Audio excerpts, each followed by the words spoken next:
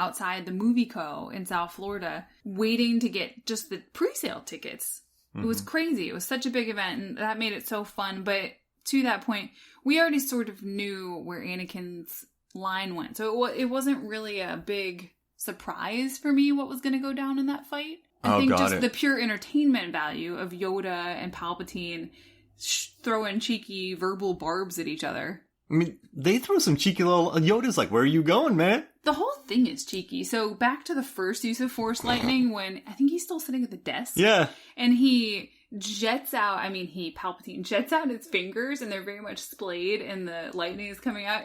I feel like they didn't direct them very well here, but that's besides the point.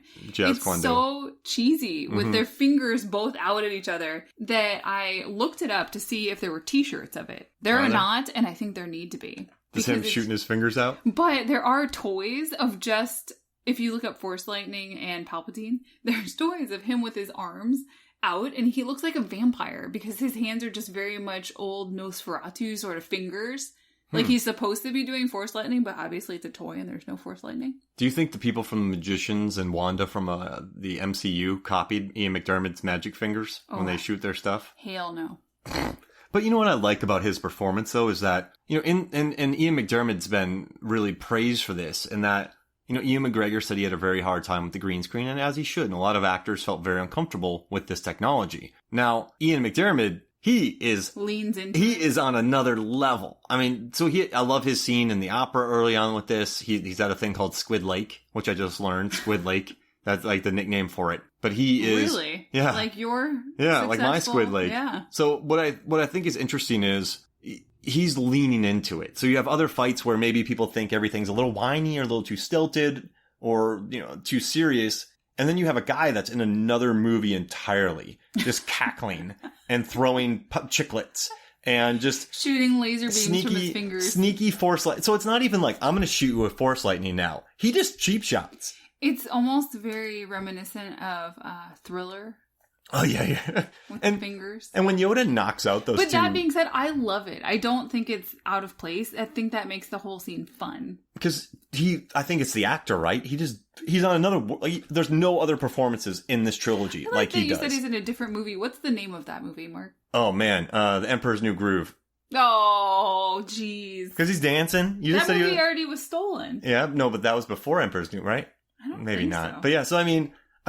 I like that he's on a different level with this. I like when Yoda knocks out the two guards. The Palpatine's not even mad. It's very gangsterish. Yeah. He just sort of does it behind him.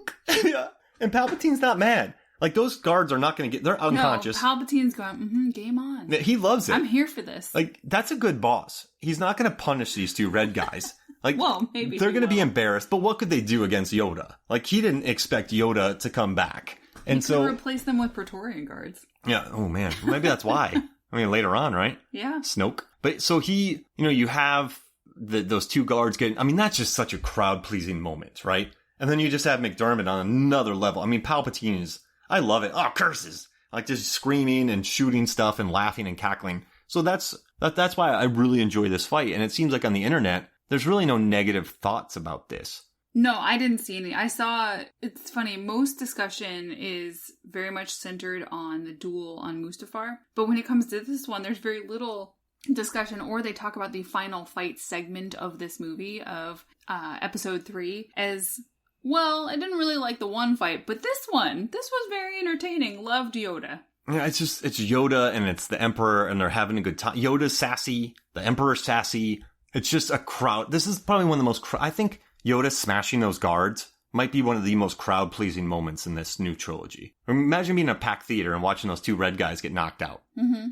Oh, so cool. I personally like their verbal jabs. It's so funny. And you can, because of Yoda's sort of sideways speak, you can sit there and just listen to them over and over and, have fun being reminded of the funniness. What's your favorite moment of this fight?